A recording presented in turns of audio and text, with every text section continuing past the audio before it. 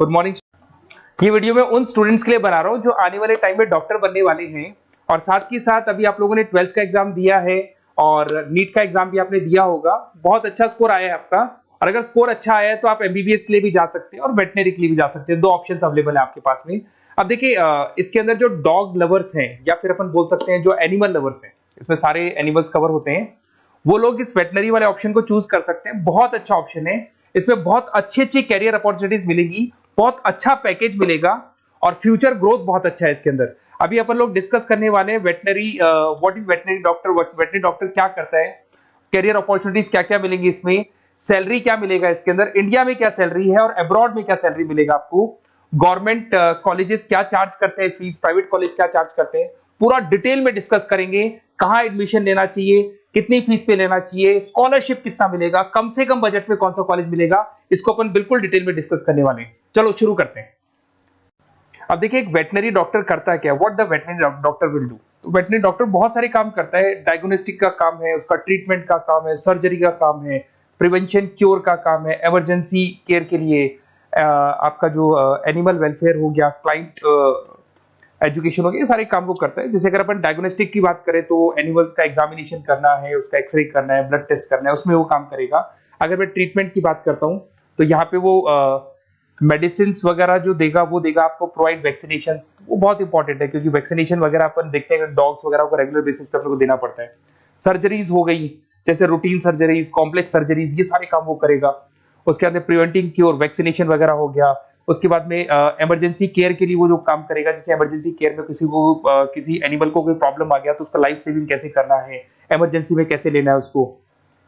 Animal welfare में जैसे जो एनिमल वेलफेयर ऑर्गेनाइजेशन होती है उसमें वो काम करेगा।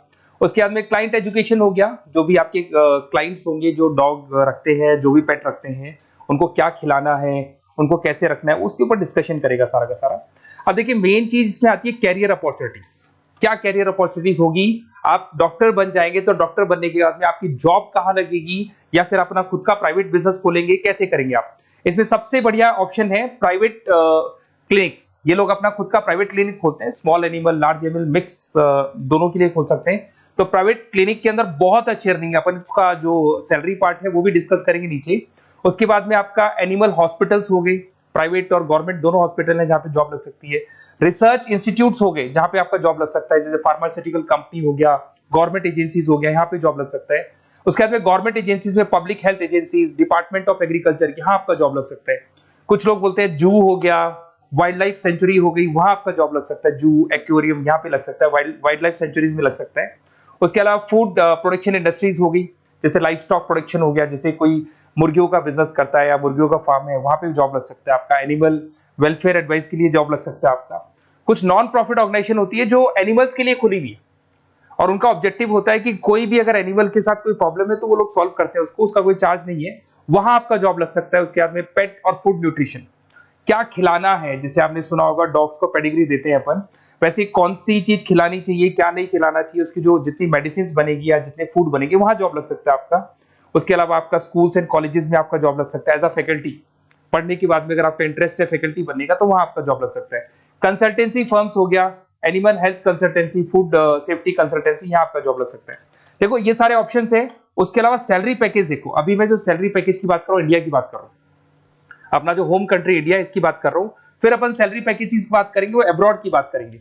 तो सब में अगर आप देखें तो ऑन एन एवरेज ये मान के चले कि आपका 5 लाख से 10 लाख तक का एवरेज जा रहा है पैकेज। अगर प्राइवेट क्लिनिक भी आप खोलते हैं, गवर्नमेंट सर्विस भी करते हैं ना, तो आप ये मान के चले कि आपका पैकेज 5 से 10 के बीच में जाएगा। उसके बाद रिसर्च इंस्टीट्यूट में भी यही मिलेगा आपको, जूस वगैरह के अंदर आपका यही 5 से 10 लाख के बीच में मिलेगा। फूड प्रोडक्शन इंडस्ट्रीज है, नॉन प्रॉफिट ऑर्गेनाइजेशन है, तो ऑन एन एवरेज ये मान के चलो 5 लाख टू 10 लाख। तो एज अ फ्रेशर आपको एक्सपीरियंस हो जाएगा तो पैकेज बढ़ जाएगा, कंसल्टेंसी फर्म से यहाँ लग सकते हैं। बट अगर आप अब्रॉड का प्लान कर रहे हो ना, तो अब्रॉड के अंदर तो ये मान के चलो कि आपका जो सैलरी है उसके अंदर बहुत जबरदस्त मल्टीपल इंक्रीमेंट होने वाले हैं।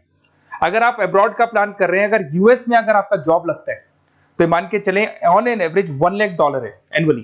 तो अगर $1 लाख का मतलब मान के चले तो 83 या 80 रुपीज राउंड फिगर में मानोगे तो भी 80 लाख रुपए आपको मिले। तो इसके अंदर एक बहुत अच्छा ऑप्शन है कि आप एज अ डॉक्टर बन के अब्रॉड भी जा सकते हैं। कुछ लोग हैं जो नहीं जाना चाहते बट कुछ जाना चाहते हैं तो वो जा सकते हैं, इसमें अब्रॉड भी जा सकते हैं। उसमें यूएस है, यूके है, ऑस्ट्रेलिया है, कनाडा है, जर्मनी है, बाकी और बहुत सारी कंट्रीज है जहां पे बहुत अच्छे अच्छे जॉब लगेंगे। ऑन एवरेज मान के चलो 80 लाख, 70-80 लाख रुपए आपको साल के मिल जाएंगे। ये सारे ऑप्शंस हैं। अब मेन चीज पे आते हैं। देखो सीधी सी बात है, अगर इसको करना है तो उसको करने के लिए नीट में स्कोर कितना चाहिए, गवर्नमेंट कॉलेज क्या मांगेगा, प्राइवेट कॉलेज क्या मांगेगा।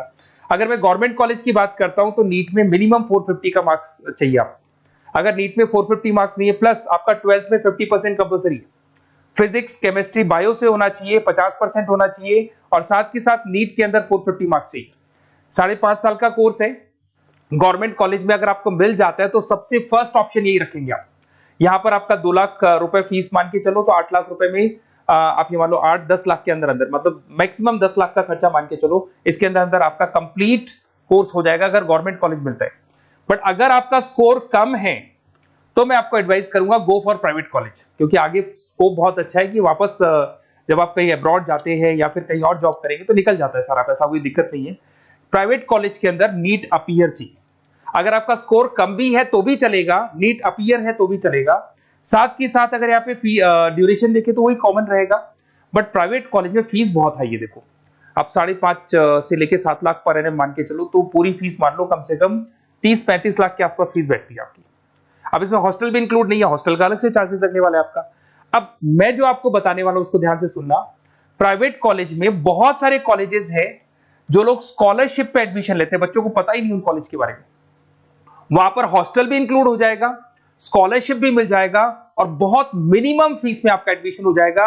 इतना फीस आपका लगेगा ही नहीं, आप ये मान के चलो। तो उन सारे कॉलेजेस का अपन डिटेल में डिस्कस करेंगे। मेरा नंबर आप लोग के पास है, इस पे जैसे आप कॉल करेंगे तो या तो मैं रिसीव कर लूंगा, अगर मैं रिसीव नहीं करूं तो आप मेरे को मैसेज डाल के छोड़ना, मैं हाथों हाथ डिटेल, मेरे जो डिटेल काउंसलर्स हैं उनसे मैं बात करा दूंगा, वो आपको डिटेल में सारा डिस्कस करेंगे। Okay, best of luck. कोई प्रॉब्लम हो, ये नंबर है मेरा, इस पे कॉल कर सकते हैं। Okay, best of luck.